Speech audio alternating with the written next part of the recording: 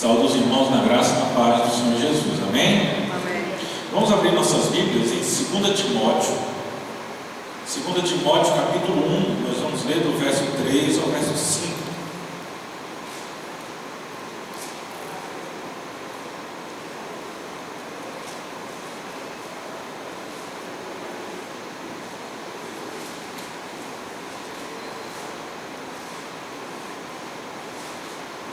Timóteo, capítulo 1, do verso 3 ao verso 5.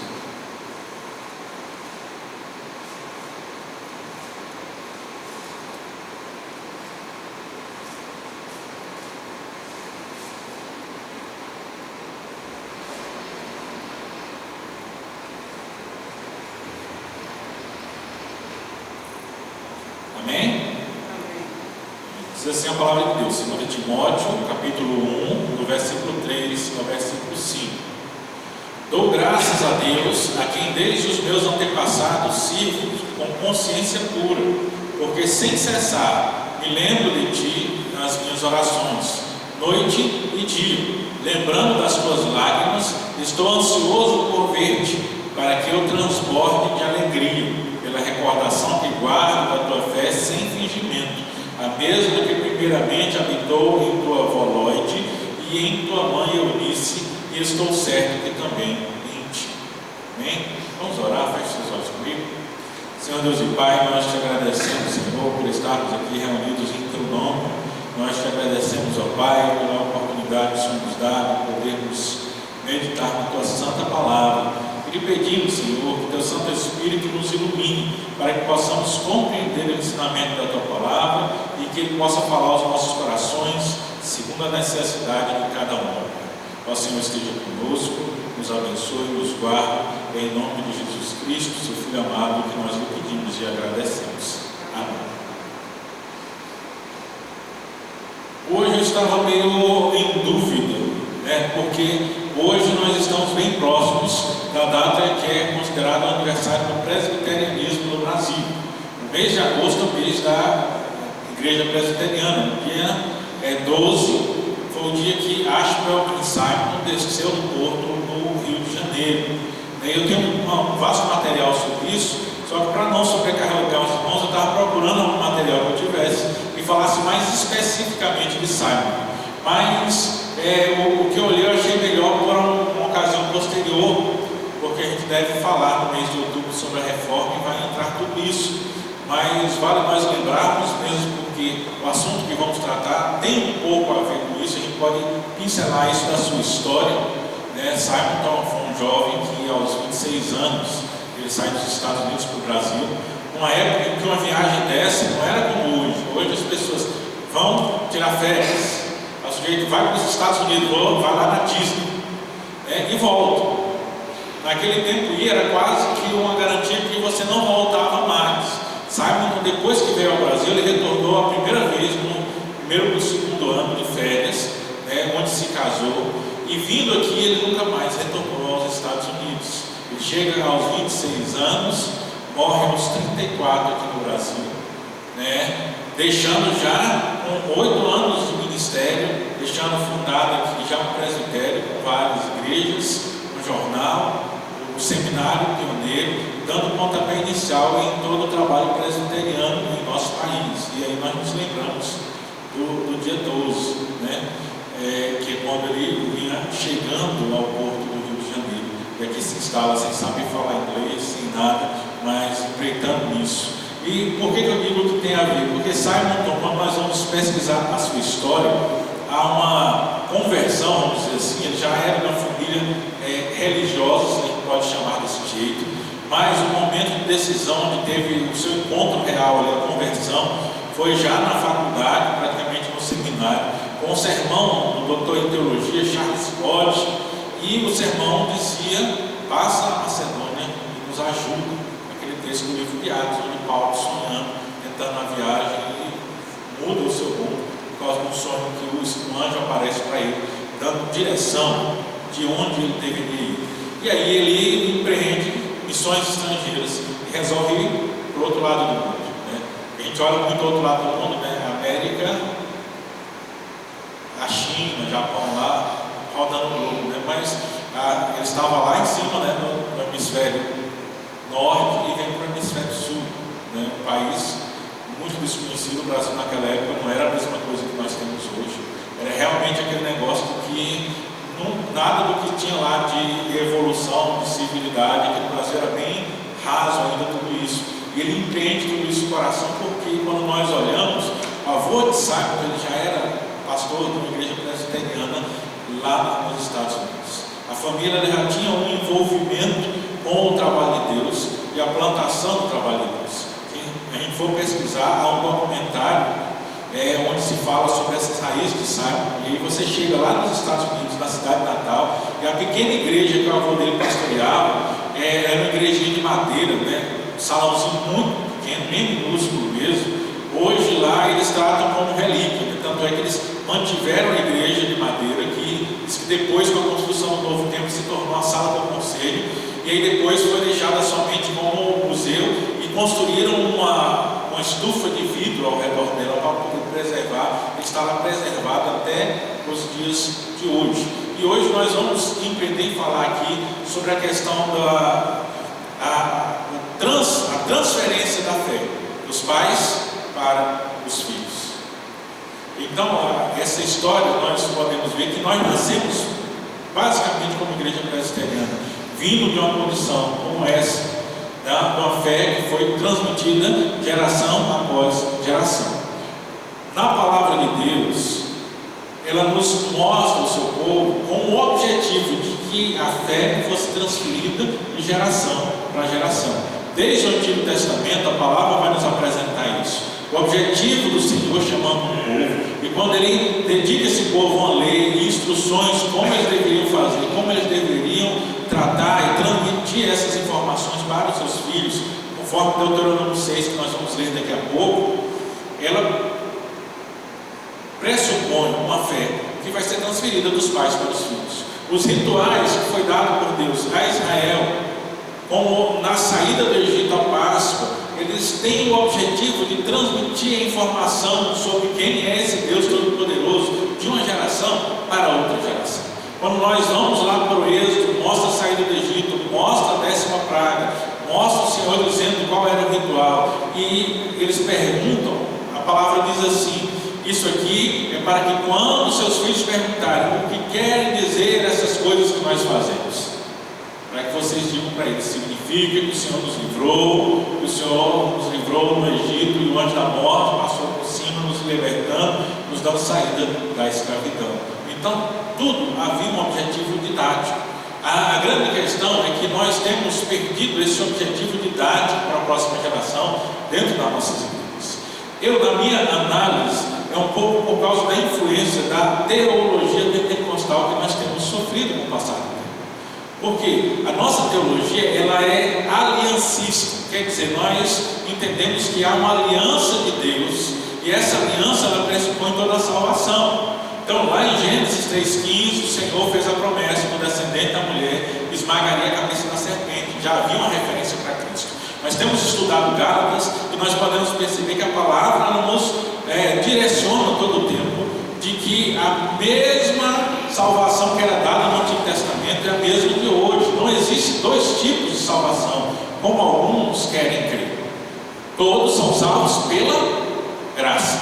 Não há salvação pela lei. Porque a palavra diz, o apóstolo Paulo em Gálatas, que a lei não pode salvar ninguém. Ela diz isso claramente. Então o que acontecia é que aqueles no Antigo Testamento eram salvos pela esperança do Redentor. Nós somos salvos pela esperança do seu retorno, mas nós já sabemos que ele veio. A diferença é que a gente já vive o pós, então ele já veio, então nós temos consciência disso. Lá atrás eles ainda não viam, mas tinham esperança. Por isso a palavra diz que Abraão creu em Deus e isso foi imputado para a justiça. Assim, essa transmissão é comum, assim como nós demonstramos no nosso batismo, quando nós batizamos os nossos filhos, porque a palavra diz que eles também fazem parte da promessa. Agora, quando eu falo que há um perder disso por conta de teologias, é porque a maioria dos nossos irmãos, especialmente pentecostais, eles não compartilham dessa teologia da aliança. Tanto é que eles não aplicam o batismo aos seus filhos. E essa ideia é muito mais profunda do que simplesmente dizer, mas é isso ou aquilo, ou como deve ser, ou como eles afirmam muitas vezes a questão da quantidade de água ou não. Mas isso implica em dizer que os filhos eles só viriam fazer parte do povo de Deus quando eles decidirem por si mesmos. Porque a palavra nos traz que o batismo ele é a entrada do povo na comunidade. Então alguém, para se tornar membro da comunidade, ele tem que ser batizado. Sem batismo não há membresia real. Então quando eu não faço isso com a próxima geração ainda na infância, eu estou declarando assim que eu vou tentar, mas se ele decidir, quando ele tiver alguma idade, ele vai ser batizado e aí ele vai fazer parte.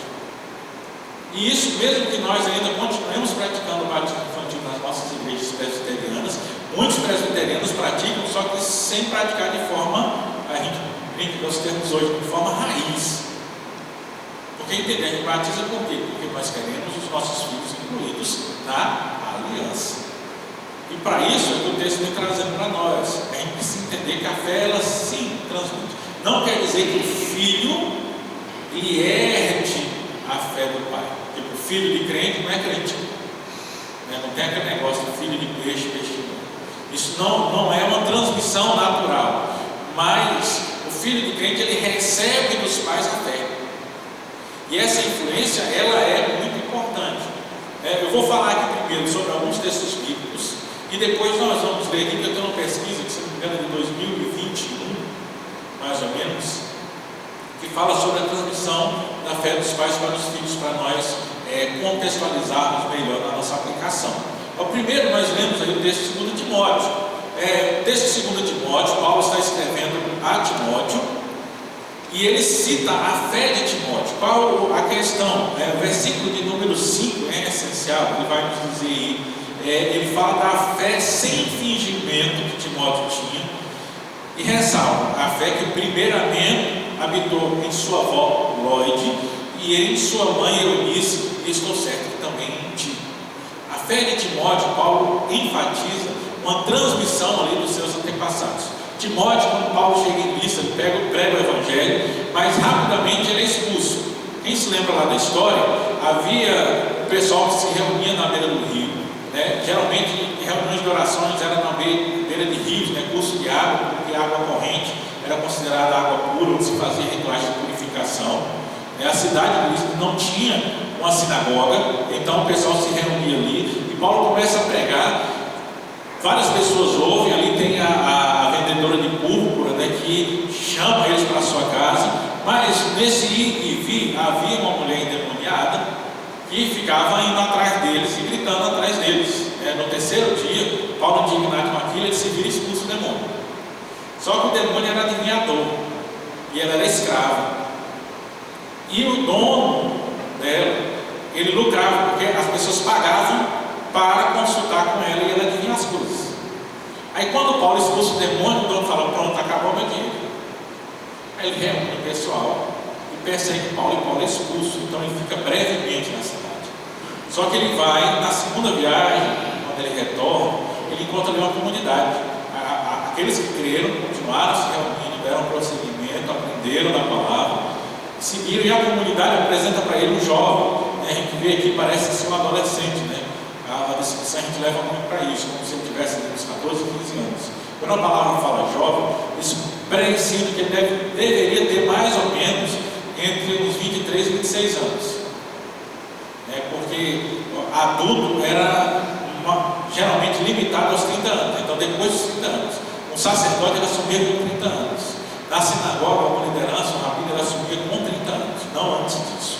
Então, 20 e poucos anos, um jovem que havia crido, muito empenhado, meio grego. O pai dele era grego, mas a sua mãe era judia.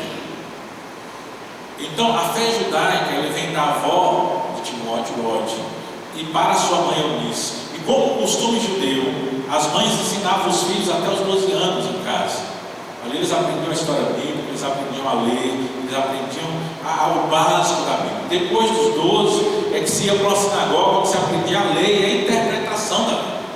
Então Tiago foi instruído, Timóteo, foi instruído no costume e na lei judaica.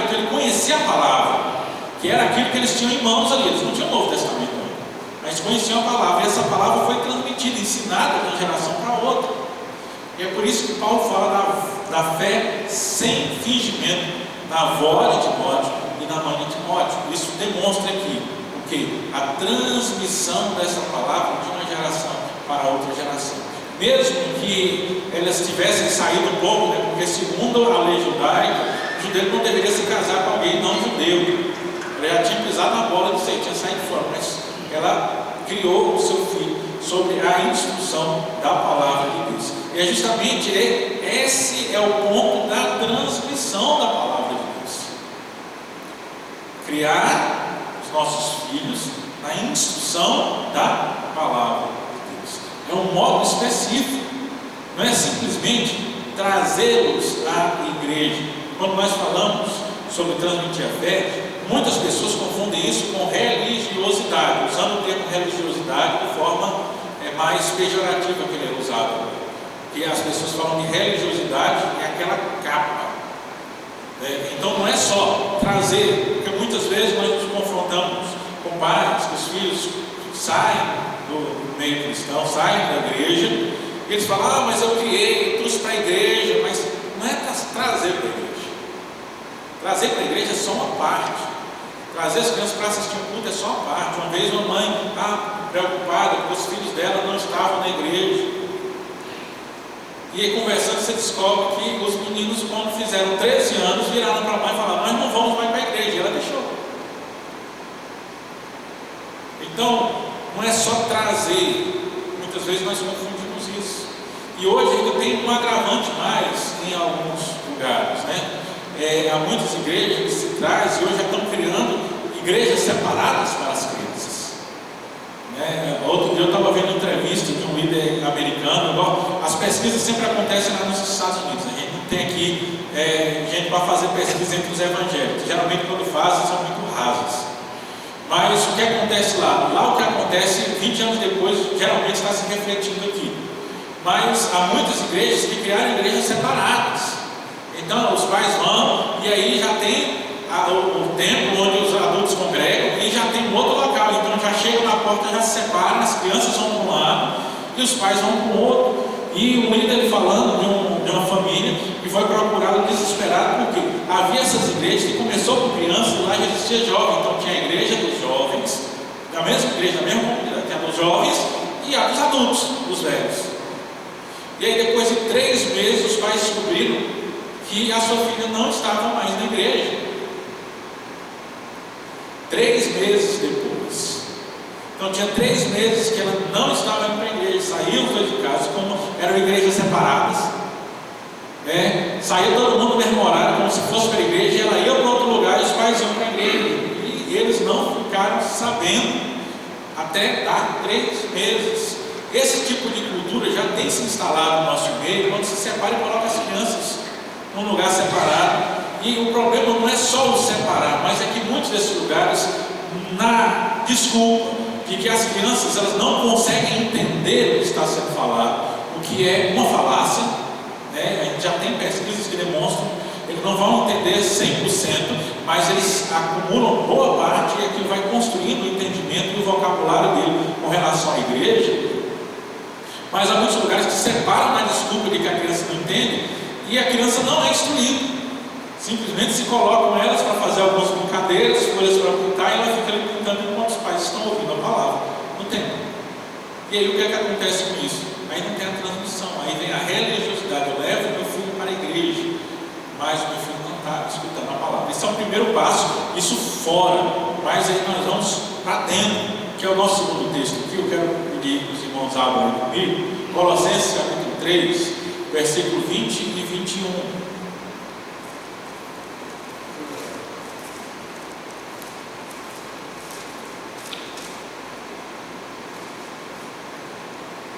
Colossenses 3, 20 e 21, a responsabilidade.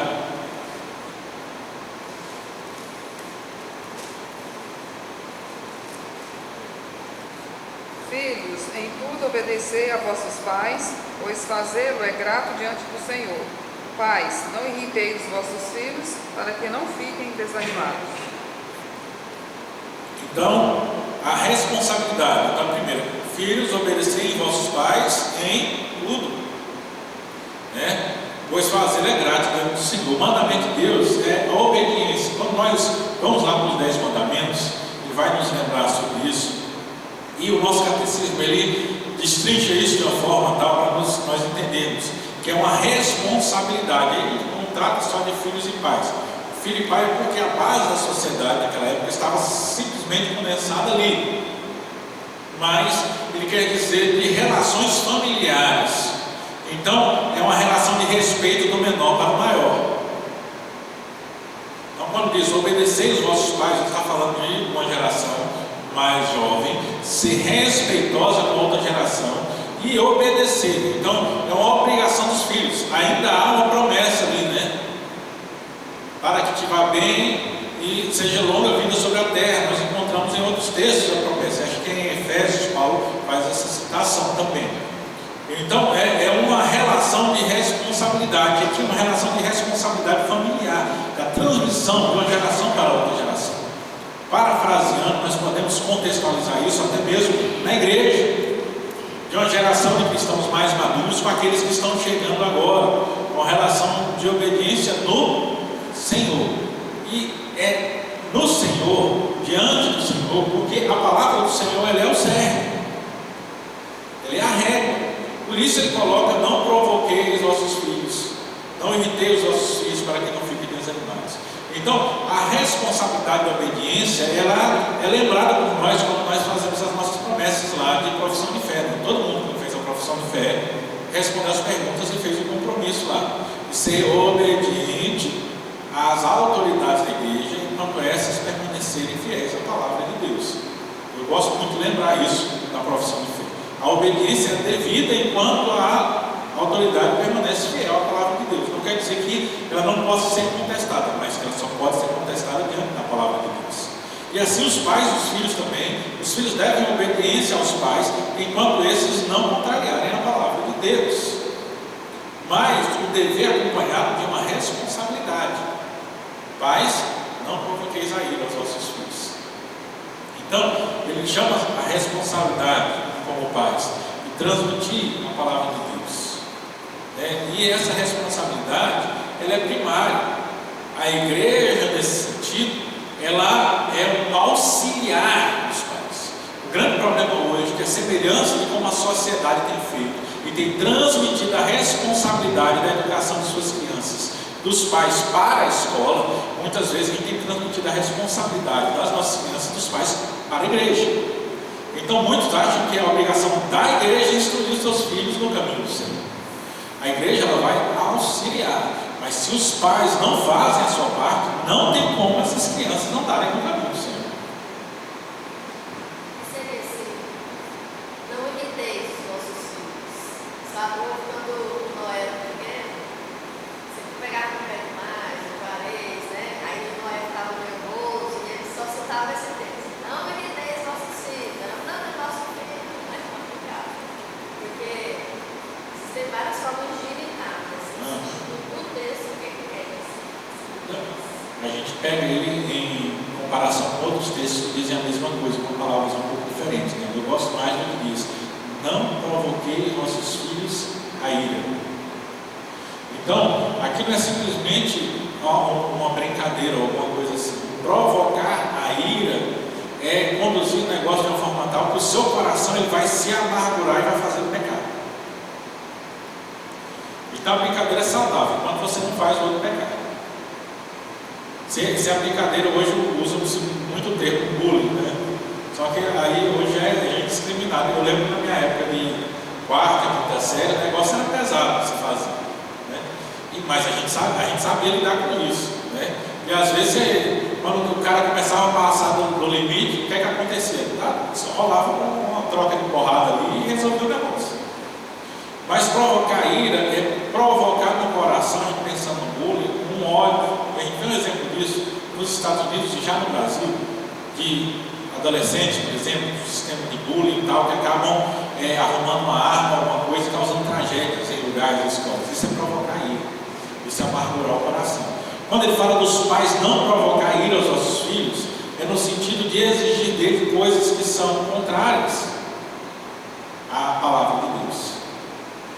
Exigir aquilo que é contrário ao ensinamento da palavra. Então, você colocar ele para fazer alguma coisa que ele não deveria fazer, que ele vai amargurar o coração. E aí, nesse sentido, quando a gente pensa em criação de pais e filhos, é amargurar o coração contra Deus. Então, muito mais nesse sentido. Então, é aquilo que faz o coração criar uma amargura e se transforma em pecado. Então, isso é provocar ele. Deu para esclarecer bem?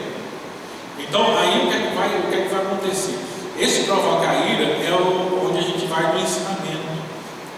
Os pais eles vão ensinar os seus filhos naquilo que devem fazer. Eu estava essa semana conversando com a psicóloga e ela atende uma adolescente. Adolescente é filha de pais cristãos. E a menina está tomando ódio da igreja porque a mãe é assim. A menina, deixa eu tomar um sorvete, não pode. Vou ao cinema, não pode. Vou ao shopping, não pode. Só igreja. E a menina está tomando birra da igreja. Então assim, a mãe está forçando a menina as coisas da igreja e não deixa a menina fazer outras coisas que, olhando assim, não é coisa ruim, errada, né? A criança ou adolescente, ela pode ir ao shopping, pode ir ao cinema, pode tomar um sorvete, e a mãe não deixa, é só igreja, e a menina não está suportando a igreja. Segundo a psicóloga, ela me falou. Aí você vê um exemplo. É uma coisa muito forçada também, né? Um exemplo do bom senso, é que a gente pega uma coisa, né? O evangelho, o cristianismo, uma coisa, mas tem algumas igrejas cristãs que beram quase o sistema das seitas. É igual lá nos Estados Unidos, os Quakers, os Amish, aquele pessoal que vive isolado, só pode vestir roupas, só pode isola-se em uma comunidade. Aquele negócio é um padrão de seita. E infelizmente tem muitas igrejas evangélicas que adotam o padrão de seita, né? Nesse tipo de proibição. Aí, isso aí é provocar ira, né? Então, aí a gente vê um exemplo bom. Aí a criança ela não quer mais saber de igreja. Por quê? Porque foi lhe dado de uma forma errônea, foi além daquilo que deveria estar. Não sou eu passo. É claro que ninguém é perfeito, a gente está sujeito a erros também. Mas para isso a gente tem o auxílio do Espírito Santo para poder nos auxiliar nisso.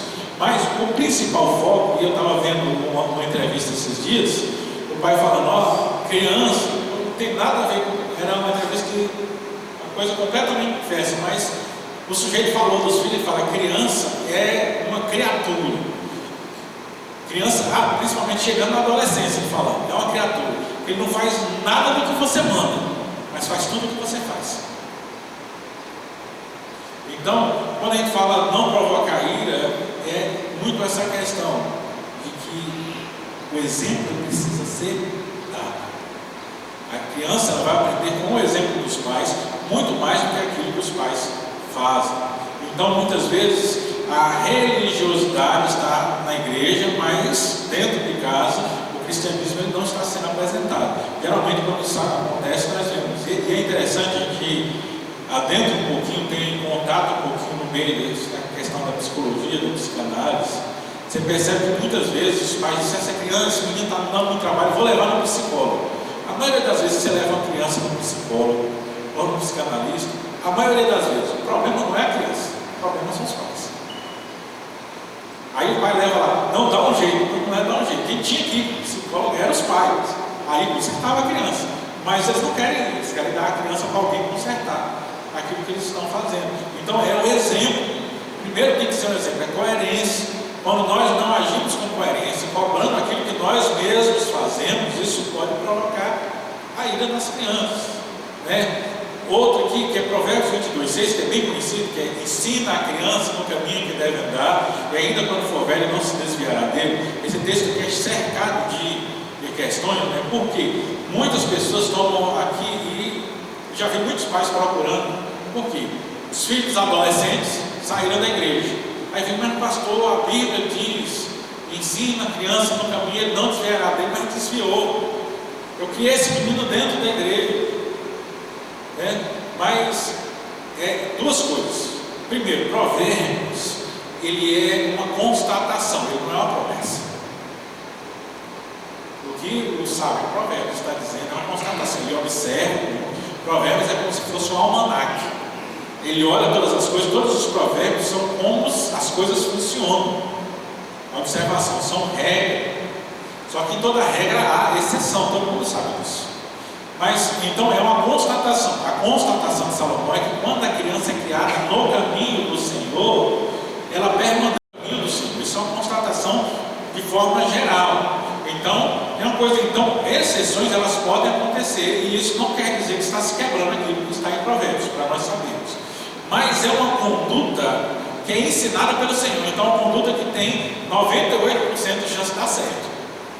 Mas aí vem o segundo passo, né? Que as pessoas confundem, e a tradução ainda é boa para nós aqui no versículo 6 de Provérbios, né? Porque ele fala: ensina a criança no caminho em que deve andar. Só que a nossa leitura muitas vezes ensina a criança o caminho em que deve andar. Não é o caminho, é no caminho. E isso faz muita diferença quando a gente entende o texto. Ensinar o caminho é como você pegar um mapa e dizer: não, é por aqui, passa ali, você vai aqui, vira à direita e vira à esquerda, e aí você vai chegar lá. Isso é ensinar no caminho. Ensinar no caminho é andar com ela. E aqui já vem aquilo que a gente tem falando nos últimos meses, né? O que é isso? É discipulado. Discipular é andar junto. Então, ensinar a criança no caminho é o quê?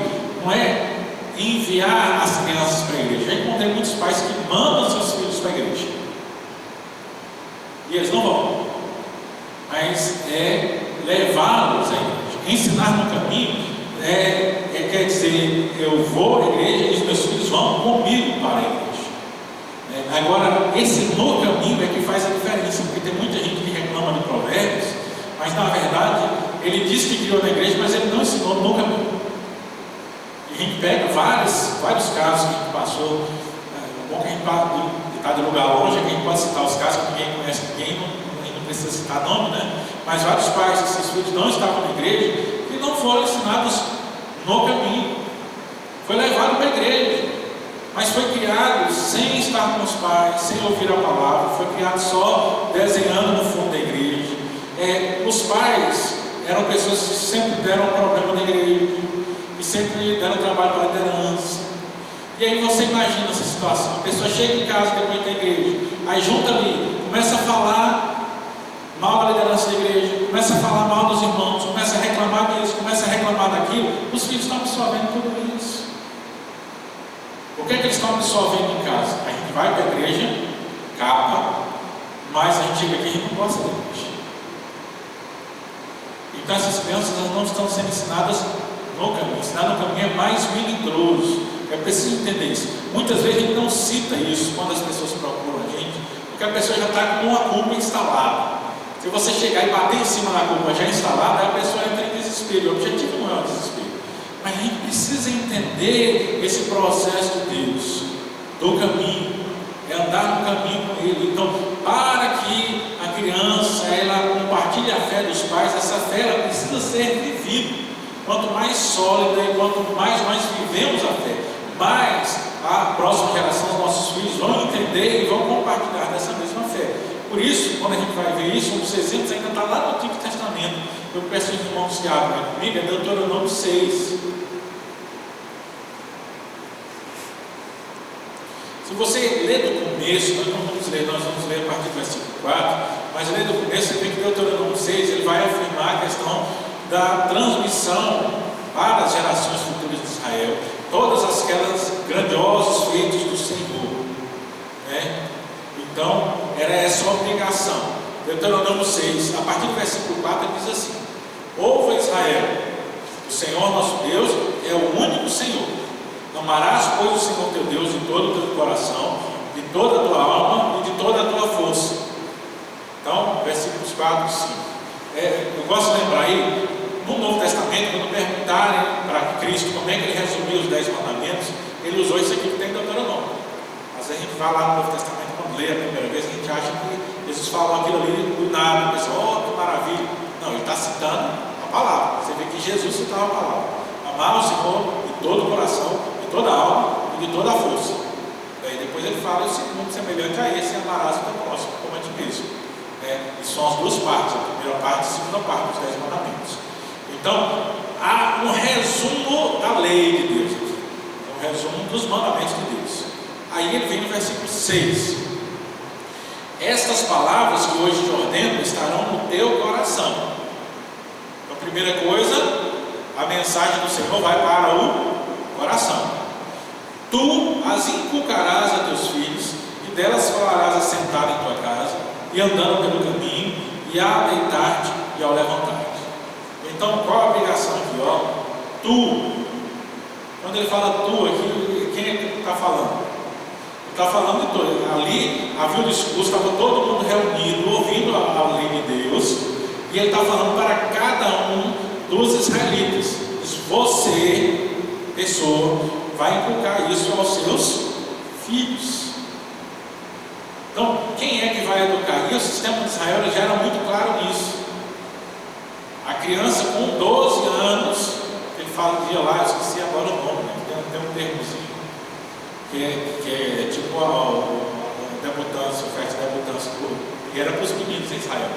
Aí ele vai para a escola e vai estudar com os rabinos a interpretação da lei. Mas toda a educação da história de Israel, dos mandamentos, Gênesis, Êxodo, Levítico, Números, profetas, reis, toda essa história é ensinada em casa. Às vezes hoje nós confundimos. A igreja, quando foi criada lá no primeiro século, os discípulos da igreja primitiva, ela não existia escola dominical. Escola dominical é uma invenção moderna. Se você chegar hoje, a igreja resolver por causa de algum sistema, encontrar um outro meio de dizer, nós não vamos ter mais escola dominical. A gente pode discordar disso, mas a gente não pode dizer que eles estão sendo antibíblicos. Porque na Bíblia não tem escola dominical. Por quê? O projeto inicial foi seguido da mesma forma de ensino de Israel. Quem é que educava as crianças? Os pais. Então é tu inculcarás os seus filhos. Inculcar quer dizer colocar dentro da cabeça. É aquele negócio que a gente fala assim, quando a gente fala as coisas que a pessoa não entende, dá vontade de pegar assim, abrir a cabeça e empurrar lá dentro. É mais ou menos assim, você vai colocar isso dentro da mente dos seus filhos. Como é que você coloca isso na mente dos seus filhos? Para nós é muito longe, mas para o oriental, o israelita é um oriental, eles estão no Oriente Médio, mas é Oriente. O oriental isso é mais fácil. Como é que se faz isso? Repetição. Eles têm a técnica para isso. Eles aprendem as coisas disso. Repetição. Você chega em qualquer sistema oriental, eles são aquele negócio, as coisas têm que ser repetidas, marteladas, repetidas, até que isso seja entregado. Então, como é que se faz isso? Por exemplo, o judeu, ele tem na porta da casa, que é o versículo número 8, ele fala, atarás como sinal na tua mão, serão por frontal entre os olhos e no 9, e escreverás nos umbrais da tua casa, nas tuas portas. Isso aqui quer dizer que na entrada da casa, aquilo ali tem que ser um sinal de que aquela casa ela segue esse mandamento. O que é que o judeu faz? Ele tem uma caixinha bonitinha. Eu conheci um judeu lá na Bahia, eu tinha na casa dele. Ele tem uma caixinha assim, nos negócios de produtos judaicos que eles vendem. E aí ele escreve esse texto de Deuteronômio 6 no papelzinho, dobra e coloca ali dentro daquela caixinha, fica no batente da porta. Toda vez que eles vão entrar em casa, eles colocam a mão naquilo e fazem uma preparação. Quem aqui já viu The Chosen? The Chosen eu falo porque é interessante que já reparou que os discípulos lá, toda vez que eles vão beber, por exemplo, pegam um vinho e vai beber, ele tem que fazer uma oração, ele fala assim, obrigado Senhor, porque nos dá o vinho e o fruto da videira. Aí quando ele acorda, ele fala, obrigado Senhor pelo dia, pela sono. Quando ele vai dormir, ele fala assim, obrigado, Senhor, dá o sono. E depois dele. Essas orações contínuas assim, mais ou menos. Então toda vez que ele chega lá, ele põe a mão, repete, e depois ele entra em casa. Ele vai sair de casa, ele coloca a mão de novo, repete e sai de casa. Eles fazem isso o tempo todo. Se for entrar, tem que colocar a mão. Não se entra sem colocar a mão lá e fazer essa oração. Então esse é um sinal de repetição do carro. Então, aquilo ali é feito todo o tempo. As crianças repetem aquilo todo o tempo. As crianças aprendem que para entrar elas têm que fazer isso. Elas têm que colocar lá a mão e entrar. Então, essa repetição diária é o inculcar. E aquilo que a gente perdeu. Perdeu o quê? Lembra antigamente? A gente vive falando. Quando eu sou pequeno, se fala disso, tentando resgatar, que a gente não resgata o que é o culto doméstico. Mas qual é o objetivo do culto doméstico? Inculcar os filhos. E às vezes a gente fica assim, perdido nisso, mas não é o objetivo é você ter um momento que você lembra disso. Mas não quer dizer que tem que ser uma reunião regular, mas é que a palavra de Deus ele tem que fazer parte. A Bíblia fala, na tua mesa, né? Então, ao sentar-se, ao levantar-se, quer dizer, quando você sentar à mesa, a palavra de Deus tem que estar ali. Os judeus, eles são cheios de rituais. É por isso que a gente vê lá em Gálatas, os Gálatas sendo perseguidos ali pelos judaizantes, porque eles queriam todos esses rituais. Para eles, ali no começo, a fé cristã era muito simples, né? Porque o judaísmo, você tinha que sentar, você tinha que fazer oração, você tinha que levantar, tinha que fazer oração. Então tinha todo um ritual religioso, e as pessoas fazendo aquilo ali sentiam que eles estavam obedecendo a Deus. Aí quando chega o cristianismo, que não tem obrigação nenhuma, o povo não sabe lidar, como hoje. Quando muitas vezes a gente recebe alguém que vem de uma igreja muito mais ligada nessas coisas assim, né?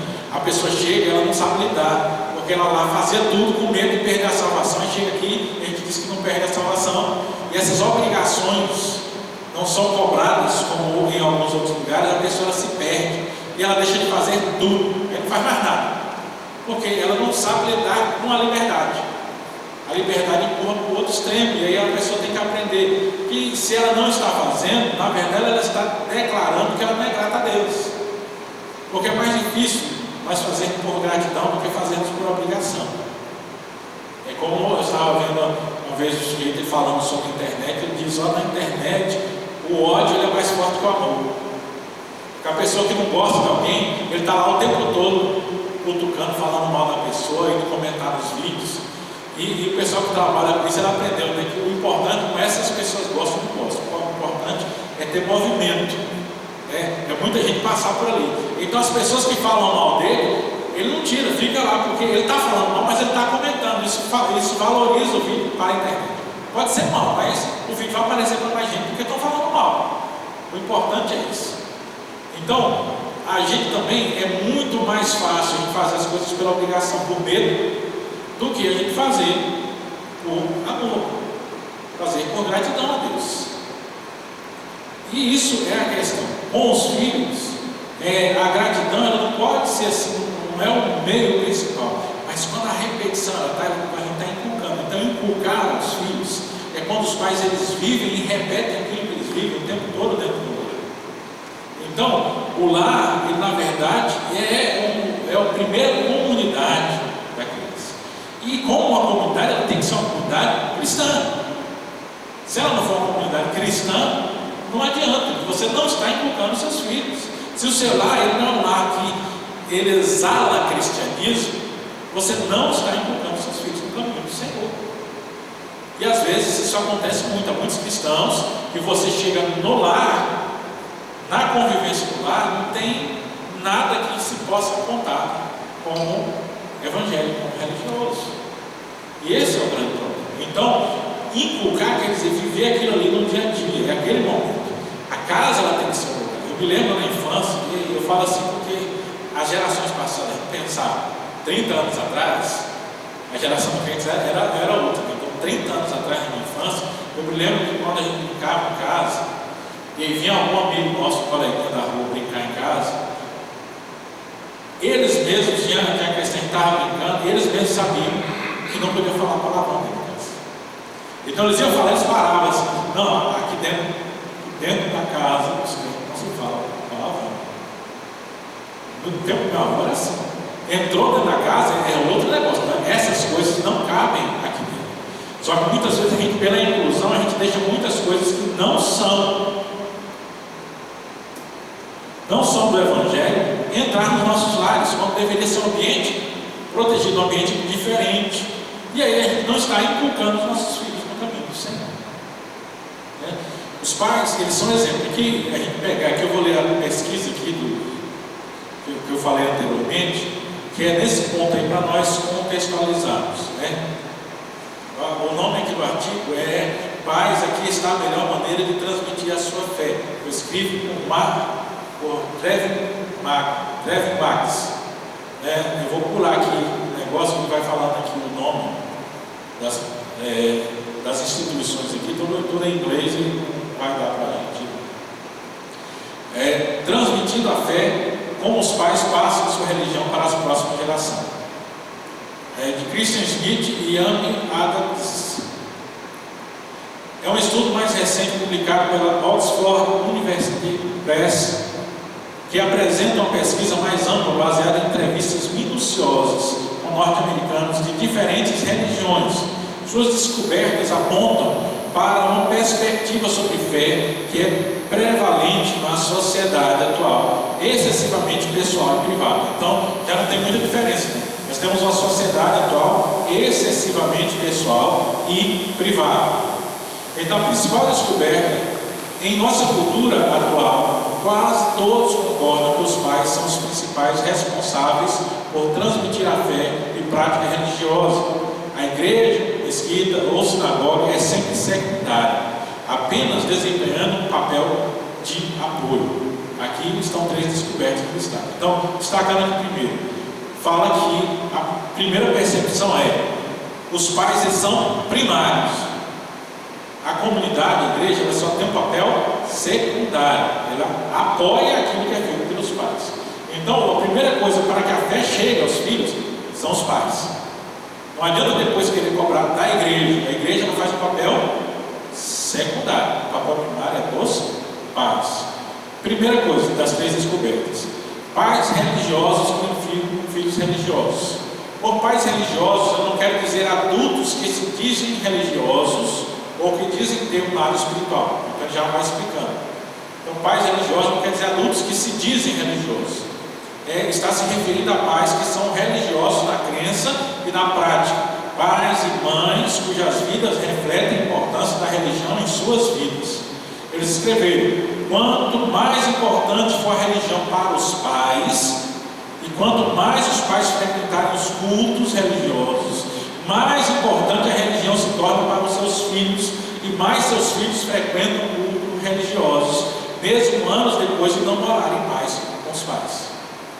Então, isso aqui não é uma afirmativa, isso é resultado da pesquisa. Então, quanto mais os pais eles vivem a religião, para nós aqui vivem o cristianismo, e frequentam os trabalhos da igreja, mais os filhos vão frequentar os trabalhos da igreja, mesmo depois de não morarem mais com os pais. Então a gente vê diretamente um reflexo. Então não é mandar, mas está ligado diretamente ao exemplo. Portanto, pais com fé nominal provavelmente terão filhos que a fé é nominal. Também, se é que terão fé. Por outro lado, pais cuja fé revela na vida e rotina diárias transmitem um senso de importância da religião. De qualquer forma, independentemente perceberem isso ou não, os pais são a força mais forte que molda o futuro religioso dos filhos. Então, segundo a pesquisa, o que é que a gente precisa fazer? Quanto mais nós vivemos o Evangelho e nós nos comprometemos com a igreja, mais os nossos filhos vão ter a necessidade de ter compromisso com a igreja. Então, se eu quero que eles sejam crentes frequentadores da igreja, eu preciso ser um crente frequentador da igreja.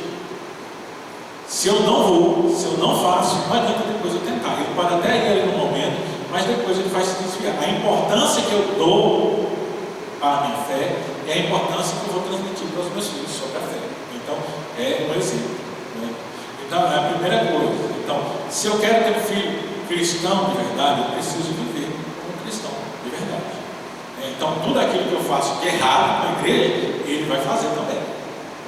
Ele vai repetir a mesma coisa. Então, a primeira coisa. Segunda coisa, a coisa mais importante que os pais podem fazer é falar sobre a fé em casa. A conclusão mais surpreendente do livro aponta para a enorme importância de um ato simples: pais conversarem com os filhos adolescentes sobre assuntos religiosos em casa durante a semana. Sim, as crenças religiosas pessoais dos pais importam, a frequência de comparecer aos cultos religiosos também.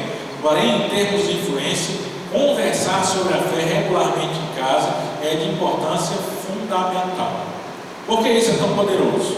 Smith especula que essas conversas enviam um poderoso sinal para as crianças da importância pessoal da religião, já que afinal as pessoas costumam conversar sobre aquilo que consideram importante.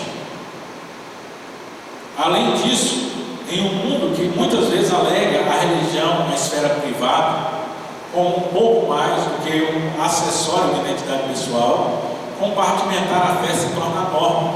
Conversar sobre religião com as crianças durante a semana rejeita tal compartimentação, desagregando a religião e tornando a fé uma parte natural da vida. Isso é, um conjunto de crenças que pertencem aos ritmos regulares da rotina, são apenas e não apenas aos cultos religiosos. Então, conversar sobre a fé.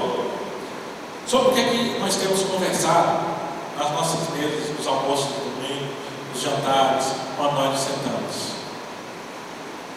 Muitas vezes nós entramos com assuntos completamente diversos. E aí eu pego o exemplo de um recém-convertido que estava discipulando certa vez. Ele assim, sabe aquela pessoa que se converte e fica ferrenho, assim, aí você tem que trabalhar ele para não ser tão radical. Senão daqui a pouco ele está igual ao caso da menina que nossa irmã citou, né? Não vai na sorveteria, não faz isso, não faz aquilo, né? Ele entrou num negócio tal que ele disse assim, todo vício é pecado. Aí ele invocou que ele estava viciado em açúcar, então tem que parar de comer açúcar, porque senão eu estou pecando. Ele estava nesse tipo, então tinha que trabalhar mais para aliviar, mas tinha uma coisa que ele falava que fazia sentido. Ele morando, que ele estava morando na cidade, ele tinha morado em outra cidade, já convertido, ele saía com o pessoal da igreja e dizia que não gostou de sair. O pessoal pergunta, por que você não sai mais com a gente? Ele fala, não, para mim não tem sentido. Eu saí com vocês, a gente vai para algum lugar, para uma lanchonete, a gente senta, chega lá, vocês vão falar das mesmas coisas que meus antigos amigos do mundo falavam. Então a gente chega lá, vocês vão falar sobre o que? Vocês vão falar sobre artistas, vocês vão falar de cantor, vocês vão falar de futebol, vocês vão falar disso, falar daquilo, mas o assunto nunca chega, vocês nunca falam sobre Deus, vocês nunca falam sobre religião, vocês nunca falam sobre nada do assunto cristianismo entra. Então para mim não tem sentido, eu estou perdendo meu tempo.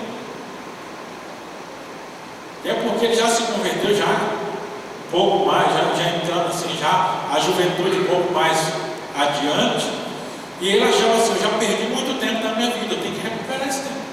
Mas a gente precisa entender que é uma norma que precisa estar no nosso dia a dia. O tempo que nós gastamos, isso não impede que a gente fale de outros assuntos. Mas qual é o assunto predominante? Pelo menos o evangelho é citado. Eu me lembro que eu cresci num lar, eu considero um lar que foi muito cristão. Assim. A gente não conseguia assim, a gente tentou várias vezes, mas não tinha, que a gente tem aquela ideia do culto doméstico, todo dia tá, a gente nunca conseguiu fazer isso. Isso é uma realidade. Mas na mesa, nos almoços de domingo, nos jantares, toda vez que a gente se reunia, 60%, 70% do assunto que sempre era conversado em casa era sempre sobre religião, era sempre sobre fé. Quando apareceu uma notícia no jornal e a gente ia conversar, e meu pai e meu avô estavam conversando, a notícia era sempre observada pela perspectiva cristã. Não se comentava notícias sobre viés político ou qualquer outra coisa, sempre se pensava a respeito de como o pecado tem afetado o mundo, como as pessoas elas veem o pecado. Meu avô ele assistia a novela e quando aconteciam as coisas, ele citava a depravação, ele citava não essas coisas assim. Achava interessante que ele assistia novela, tinha aquelas novelas de época, né? Aí chegava a novela de época e sempre tinha aquele negócio, o casal se beijava na boca. Ele já falava assim, isso é uma mentira, que naquela época não tinha isso. Mas ele sempre citava. E ele citava como já na década de 90, né, a Globo fazia as novelas, e toda novela da Globo, ela sempre tinha um personagem homossexual. Ele citava, vê como esse pessoal faz as coisas. Esse cara é o cara mais sensato, é o cara mais bonzinho, é o cara mais assim, que não é, não sei o quê. Então ele sempre reparava como havia um objetivo do pessoal que fazia, sempre tentar destacar aquela pessoa para poder valorizar a sua opção, como dizendo, não, essas pessoas não são pessoas ruins, mas ele sempre reparava aquilo, que ele está no pecado, a palavra de Deus condena, mas ele é apresentado como a melhor pessoa que tem ali. Ele reparava como sempre os cristãos eram apresentados como pessoas intransigentes através da mídia. Isso é um discurso, isso é uma conversa cristã, isso era conversado em casa. E é algo que a gente precisa fazer. Nós precisamos conversar sobre as coisas de Deus em casa. Isso é ponto essencial. Isso representa, ele diz aqui, uma afirmação sociológica de um princípio estabelecido em Deuteronômio 6. Essas palavras que hoje te ordeno estarão no teu coração, tuas inculcarás a teus filhos, dela falarás sentado em tua casa, e andando pelo caminho, e ao deitar-te e ao levantar-se. Nesse sentido, todos os israelitas eram chamados a serem mestres, deveriam buscar maneiras de instruir seus filhos, atentos a oportunidades para transmitirem a fé nos ritmos diários da vida. Então aqui é o transmitir. Quando o filho começa a fazer pergunta, é o ponto. E eu vejo que é a hora mais difícil. Criança, chegou ali 3 anos para cima, tem hora que ele sai com as perguntas teológicas, que é as melhores que tem. E muitas vezes a gente fica assim, porque se você não pensa sobre isso o tempo todo, se você não está acostumado a discutir, de repente a criança sai com a pergunta, você fica perdido para poder dar uma resposta para ela. Né? E de vez em quando já aconteceu isso comigo, né? Os pais, né? Por onde eu passei, sempre os pais faziam isso. Quando a criança saía com uma pergunta muito assim, ela pegava o celular e gravava uma mensagem. Ó, pergunta aqui para o pastor. Aí gravava uma mensagem, quando eu vejo, chega um áudio da criança no celular perguntando. Né? Uma vez, veio um menino e pergunta para mim: pastor, os cachorros têm aula? Vai ter cachorro no céu? E a gente não para, a gente pensa assim, mas é uma pergunta válida. Por quê? Às vezes ela assistiu, tem um filme na internet, tem um filme aí que acho que não sei quantas vidas de um cachorro, né, que mostra o mesmo cachorro reencarnando e encontrando o pessoal, a família, a descendência, assim, alguma coisa nesse sentido. Então o pessoal fica, não, será que eu vou ter cachorro? Eu fui explicar para ele que o cachorro dele, o cachorro não tem alma, mas que provavelmente vai ter cachorro no céu. Mas não vai ser o cachorro dele, vai ser outro cachorro. Porque a palavra diz que a criação vai ser restaurada. Na Isaías fala que o leão comerá a palha com o cordeiro. Se vai ter leão, vai ter cordeiro, porque não vai ter cachorro. Né? Mas não é o cachorro, porque o animal não tem alma, não vai ser ressuscitado, nem nada disso, morreu, acabou. A Bíblia descreve que a vida do animal está no sangue. O sangue foi derramado, acabou a vida. Mas o que é isso? Isso é um interesse, ele está procurando saber. E quando a gente nutre isso aí, ele começa a ficar interessado, criar na criança esse lúdico dele entender que existe um céu, que nós vamos para lá e que é bom. Isso dá trabalho por quê? Porque nesse momento aqui na Terra, a criança ela é muito 880, ela ainda não tem as nuances, então a gente vai ter que administrar algumas coisas. Mas é mais válido administrar esses problemas do que deixar de criar no coração delas a ideia do céu.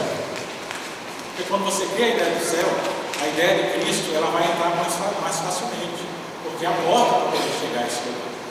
Terceiro, esse aqui eu acho um dos mais interessantes. Terceiro, pais necessitam utilizar a linguagem da fé. Eu não vou ler tudo, vou ler algumas partes aqui. Nesta mesma veia, Smith e Adam mencionam a importância do linguajar religioso. Embora muitos hoje presumam que o caminho para alcançar a próxima geração é descartar o vocabulário religioso tradicional em favor de doutrinas e termos mais facilmente acessíveis, o melhor, na verdade, é desenvolver conversas que apoiam essas na singularidade do linguajar da fé. Eles escreveram: aprender a crer e a praticar uma religião requer essencialmente aprender uma segunda língua.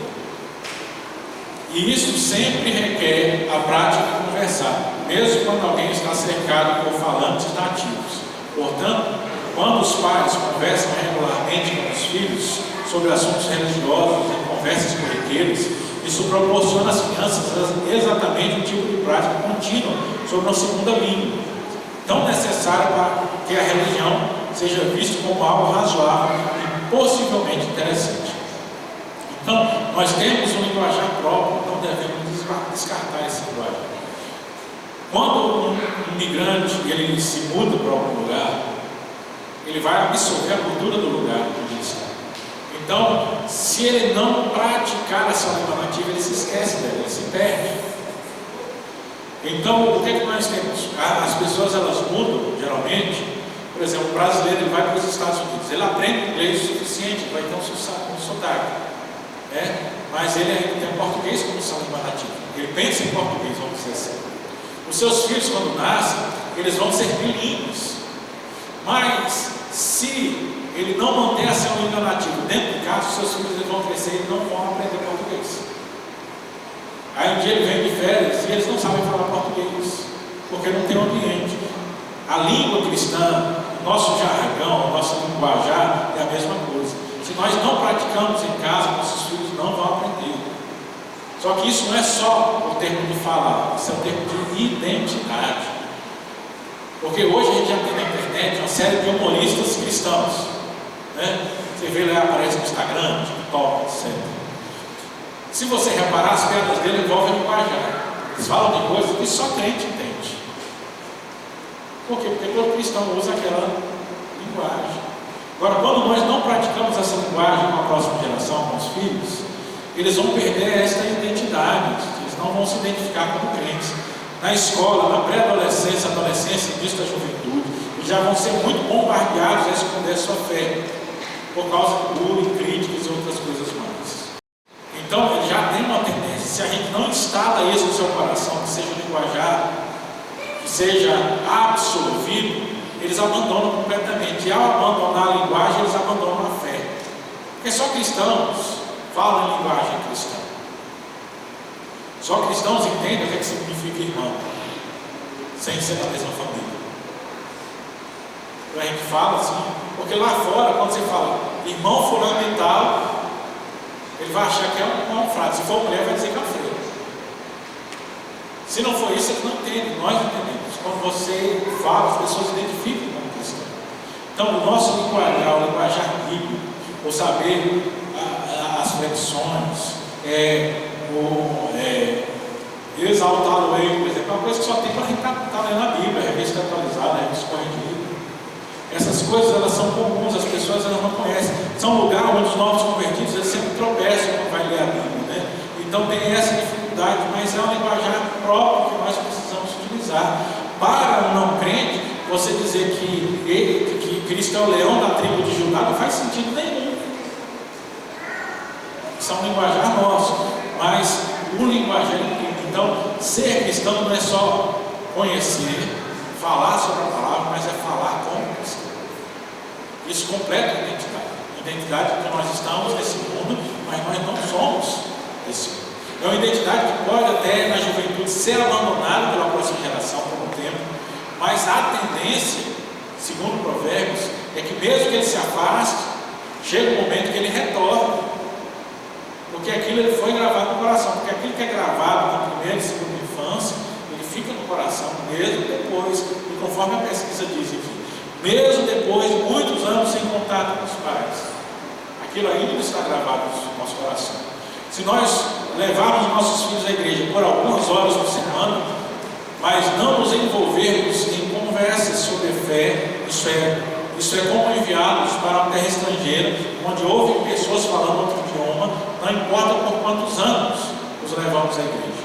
A maioria das crianças ainda não conseguirá falar mais do que poucas palavras nessa língua. E não devemos nos surpreender se eles se mostrarem desinteressados em visitas prolongadas a esse lugar com seus pais. A língua permanece incompreensível e a terra ainda parece estrangeira, que ele destaca. Aí depois, quando se fala que as crianças e adolescentes estão desinteressados no culto, as pessoas falam, é porque o culto é muito longo, porque eles não compreendem, porque a linguagem é difícil. A pesquisa aponta que uma das raízes disso, muitas vezes, é porque nós não temos praticar desta mesma linguagem, esse mesmo tipo de assunto em casa. Ele se acostuma primeiro em casa, e aí depois na igreja. A criança ela vai se acostumar com os cultos desde pequeno, para que ela possa se adaptar. Se você não dá essa adaptação lá no começo, depois você não vai conseguir adaptar isso à pré-adolescência e adolescência.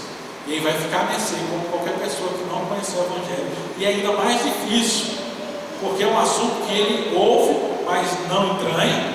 Então é um assunto que quando ele ouvir vai parecer estranho para ele do mesmo jeito, só que ele vai dizer, não, mas isso eu já ouvi. Quando você pega um descrente e fala sobre a palavra, aquilo é novidade para ele. Então tem uma possibilidade muito maior daquilo adentrar o coração. Mas quando você pega alguém que foi criado no Evangelho, mas não experimentou a conversão verdadeira, toda mensagem ela não é novidade mais para ele.